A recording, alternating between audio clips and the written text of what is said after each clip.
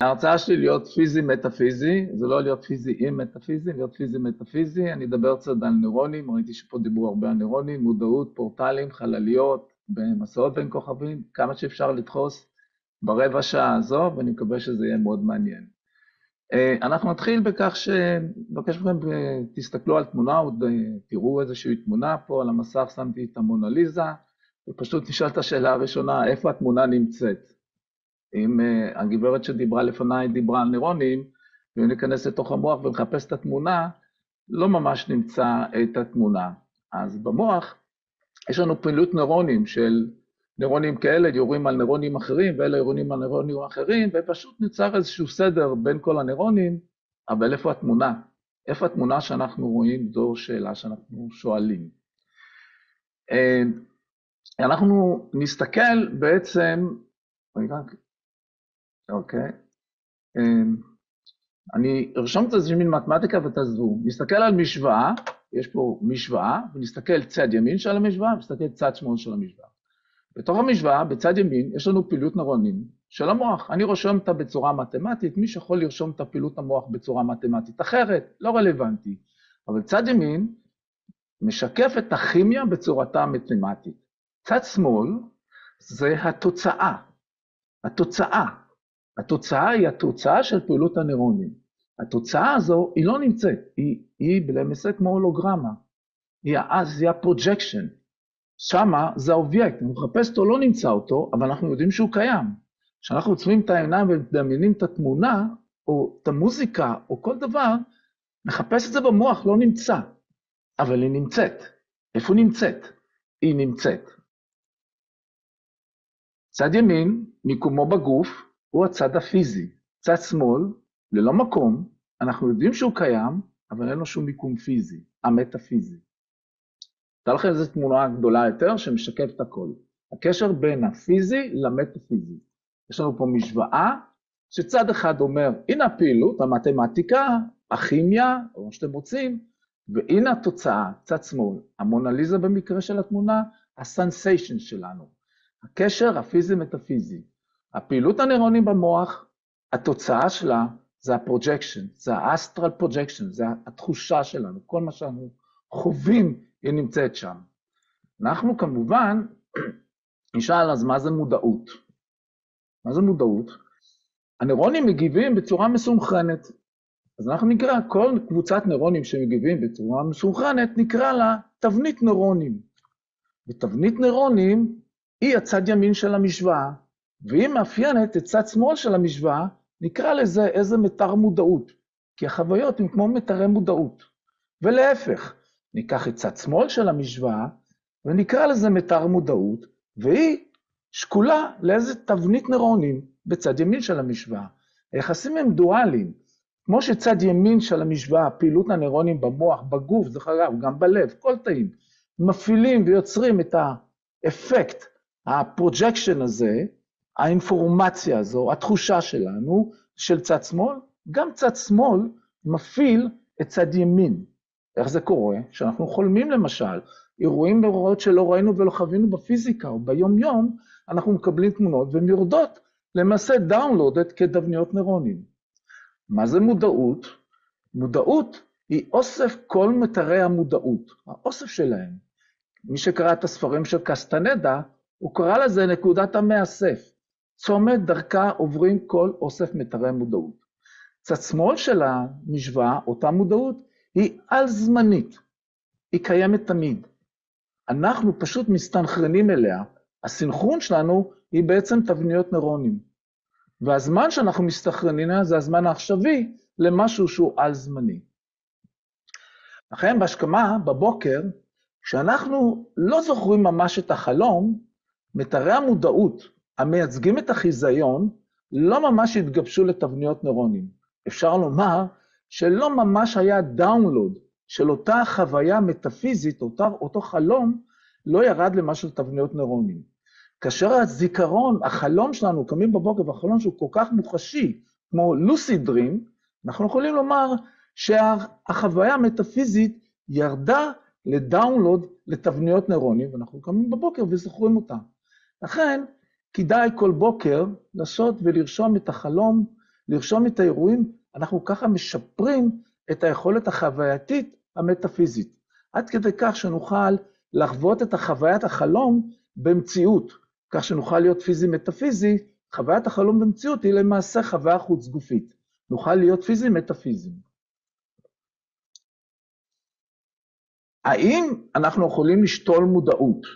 בואו ניקח, שוב, נסתכל על משוואה, צד ימין של המשוואה, אנחנו רואים את פעילות הנוירונים. הנה פעילות הנוירונים, יש לנו אירועים, אלה אירועים אלה, אלה אירועים אלה, ויש תבניות נוירונים.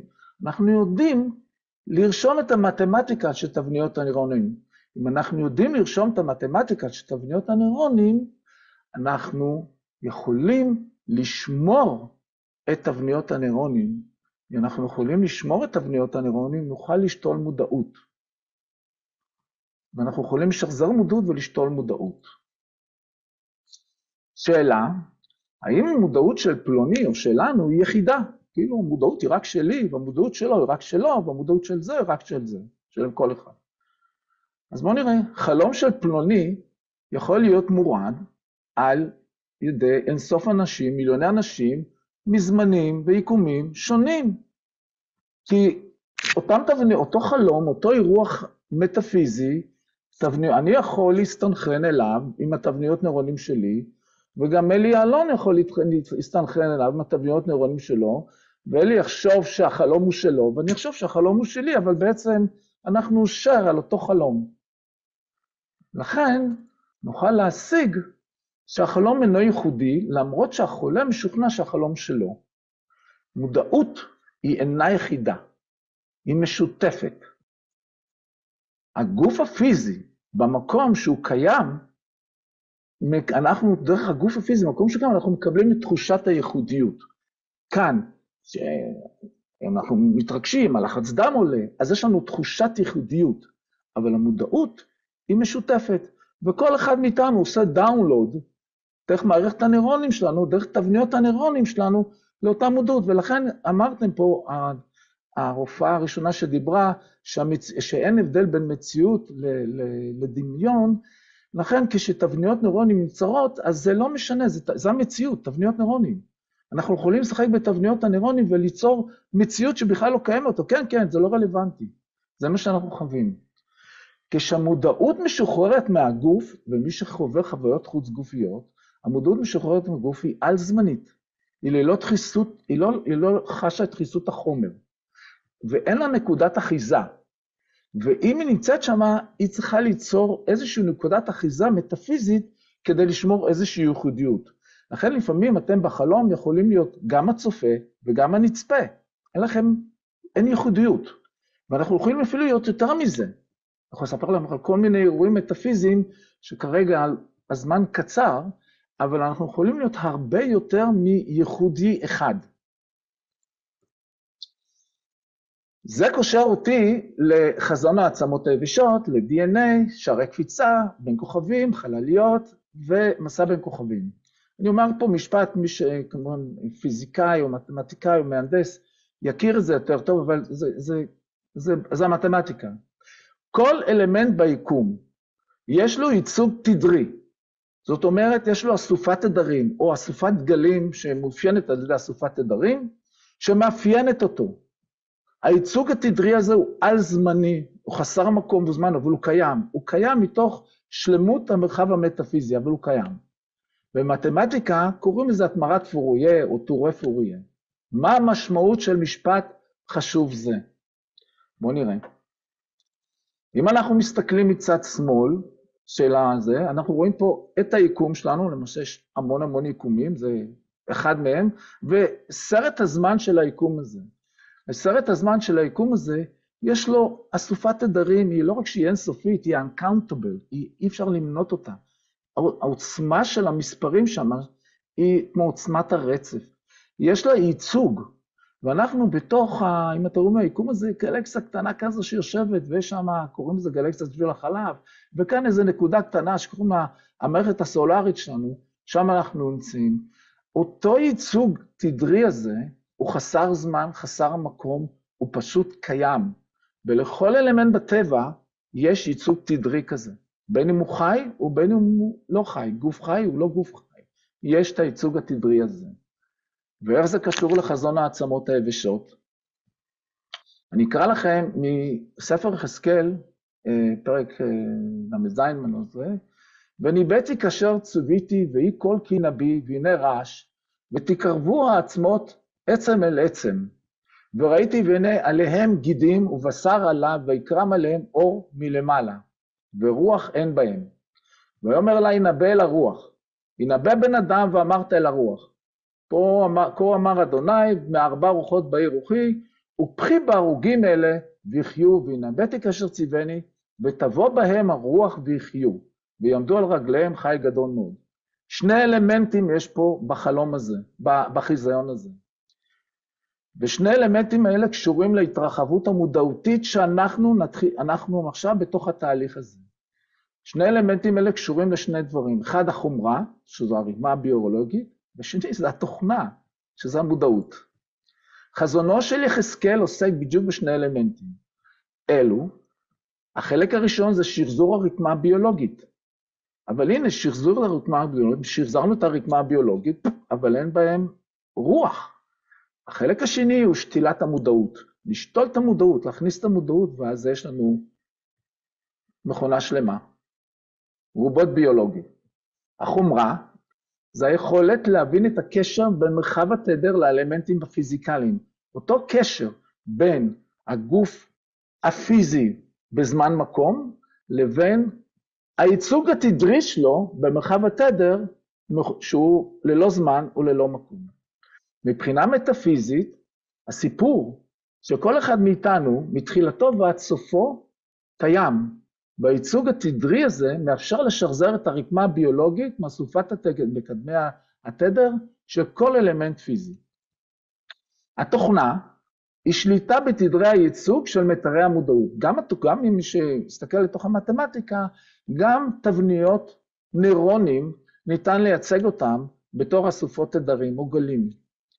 ולכן, שנדע לשתול את המודעות, נוכל לשלוט בשני האלמנטים האלה.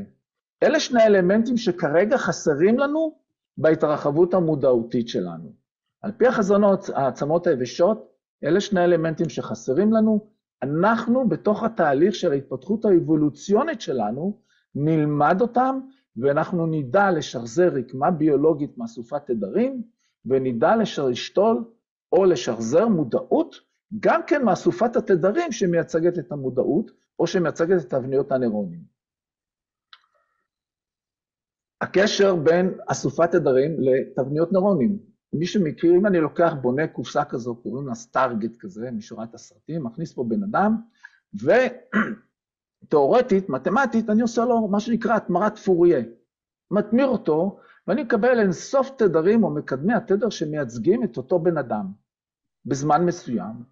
במקביל, יש לו ייצוג DNA, שגם מייצג אותו. ה-DNA שמייצג אותו באותו רגע. יש לי שני ייצוגים שהם של אותו אלמנט פיזי שמייצגים אותו. לכן, הקשר בין ה-DNA לאסופת התדרים, למעשה מקדמי התדר, זה בדיוק אותו דבר. מקדמי ה-DNA הוא אסופת תדרים שמייצגת את אותו רקמה ביולוגית. שנדע לעשות את זה, אנחנו נוכל להתמיר את אותו איש ממקום א' למקום ב', בלי שנצטרך לעבור את אותה דרך. מה זה אומר? נוכל להקפיץ בן אדם מפה לשם. איך? להתמרת פוריה יש תכונה נהדרת. שהתכונה הזו שאומרת שאם אני משנה את המקום בזמן, אני לוקח מישהו, מעביר אותו מפה לפה בזמן, מבחינת התדר, אני צריך לשנות את הפאזה. כל מה שאני צריך לשנות את הפאזה שלו. אז אם אני משנה את הפאזה בתדר, או של המקום, או הפאזה של התדר של הזמן, אני יכול להקפיץ אותו ממקום למקום, הן במקום והן בזמן. אז יש לנו מכונה כזו, שנדע לבנות אותה, שהיא תיקח גוף, תמיר אותו למרחב התדר, הנה הגלים שמייצגים אותו פה, ותזרוק אותו לירח אם נרצה ששם תהיה הכתובת. אלה דברים שנדע לעשות בהמשך כהתפתחות המודעותית שלנו. הכל עניין של מרחב המודעות. ככה ישויות מורחבות מודעות מעבירות חומר ואנשים בין מקומות. ככה, הידע הזה קיים, הוא על זמני, וכל אחד בהתפתחות של הזמן שלו שואב את הידע הזה ומגיע להבנות האלה. ככה מעבירים. אז הנה לנו כל מיני אפשרויות להעביר אנשים ממקום למקום. למשל, אפשר לבנות, ואני אומר לכם פשוט מביקורים בעולמות אחרים, לבנות פלטפורמה כזו שעומדים עליה, חושבים לאן רוצים, והפלטפורמה עם הבן אדם קופצת למקום החדש. אז הנה לנו את הגברת פה מצד שמאל, היא חושבת לאן היא רוצה לקפוץ, היא עומדת על הפלטפורמה, חושבת וקופצת לניו יורק.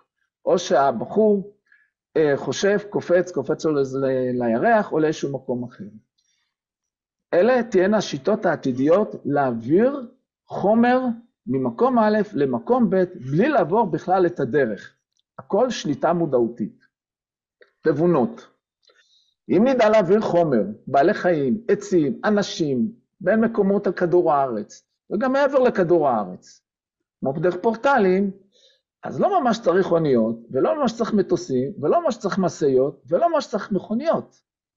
מסקנה, נוכל לחיות בעולם שהוא הרבה יותר נקי, והרבה יותר נעים, והטבע יחזור לעצמו. הלאה.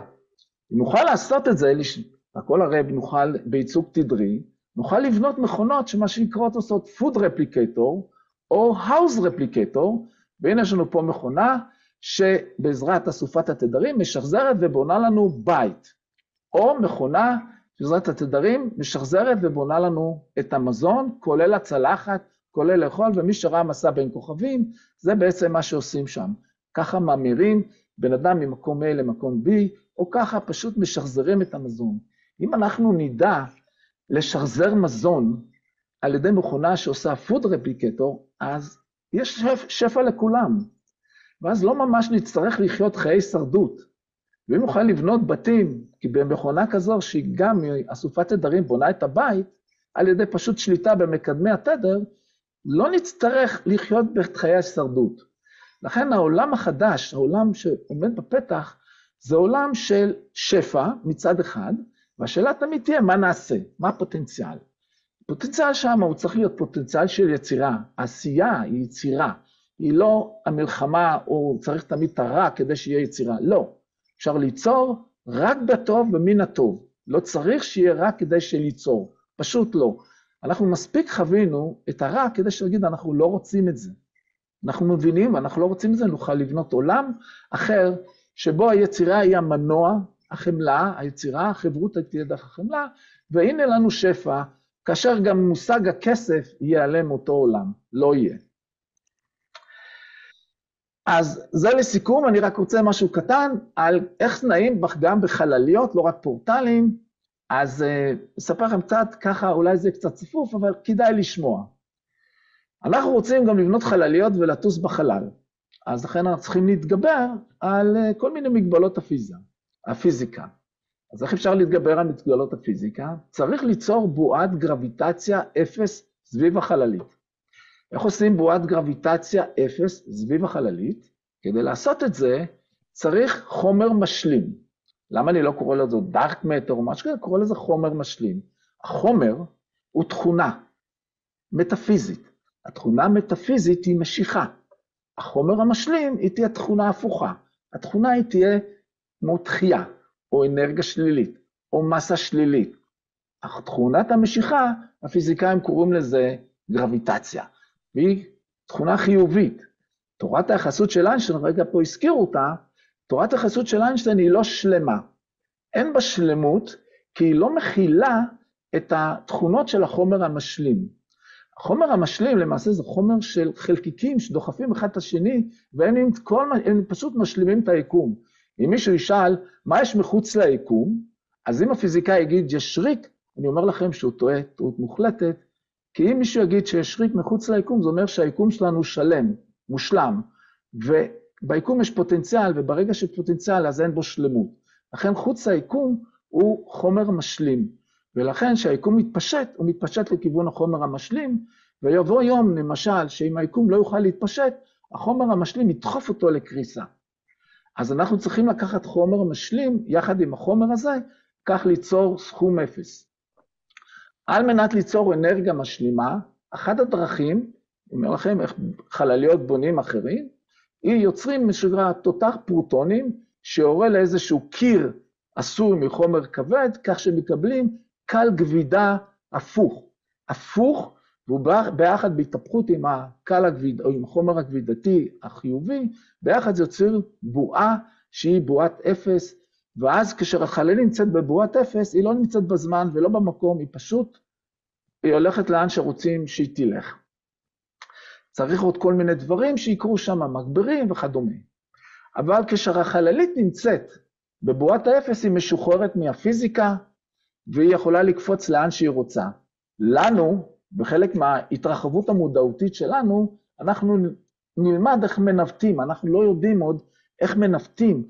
מה יש ביקום, לא רק היקום, מה יש מיקומים אחרים, יש אינסוף יקומים, איך קופצים מיקום ליקום. אנחנו עדיין לא מכירים את הדבר הזה ואת כל הניווט שיש. שנדע לעשות את זה, אוקיי, הכל נוכל בסדר. לקפוץ ממקום למקום. כשיודעים ליצור גרביטציה אפס, אפשר ליצור גרביטציה קטנה כרצוננו. ולכן, אם אתם ראיתם סרטים על חלליות, הוא קופץ מהאדמה לאטמוספירה בחלקיק שנייה, כי אם הוא יוצר גרביטציה קלה כרצוננו, גרביטציית אלקטרון, מנוע קטן, ממש קטן, פרופלור קטן, יקפיץ את החללית לאטמוספירה. אני פשוט, יפה. אני כבר מסיים, ככה נעים בחלל. התקשורת בין אנשי הצוות היא טלפתית, זו הדרך היחידה לתקשר, כאשר אתם נמצאים במרחות של מיליוני ועשרות מיליוני שנות אור. זהו, בזה סיימתי, לכם פה דוגמה, הנה חללית, כוחות וקופצים. יפה. יוסף, תודה רבה. וואו. וואו. ודבר אחרון אחד, החללית שלי, אני בניתי את החללית שלי, היא אסופה בנויה מהתדרים שאני בונה, החללית שלי יודעת לשנות תדרים, צבעים, עצמה מסתירה את עצמה, היא כבר בנויה, בניתי אותה, היא כמו גוף חי, היא לא נושמת, והיא יכולה לשנות את מקומה על פי תודעתי, והכל אפשרי על פי רוחב המודעות. סרטון אחרון, הנה אני בונה את החללית שלי. כן. על הרקע יוסף של הסרטון הנפלא, היפהפה הזה, אני רוצה להגיד לך קודם כל תודה רבה על זה שאתה מכיר לפחות שיש פה אנשים שחיים בבועה ועל פני כדור הארץ ועושים מה שחיים בסגנון הזה.